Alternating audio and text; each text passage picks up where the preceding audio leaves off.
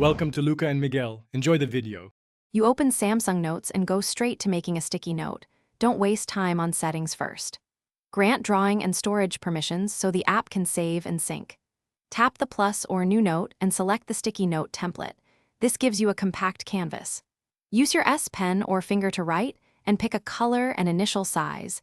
This affects readability and grid snapping later, so choose something bold if you want quick visibility. Once you have content, you focus on formatting and placement. Use bold, bullets, or handwriting to text to make items scannable. This helps when you search later. Resize the sticky by dragging corners, then layer or drag it between pages or notebooks to group related notes. Add tags or a color code to each sticky and make sure to sync to Samsung Cloud.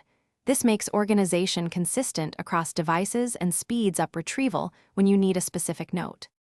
You finish by saving and choosing how to keep the sticky handy. Pin it to your note list, export as an image or PDF to share, or place it on the home screen for constant visibility.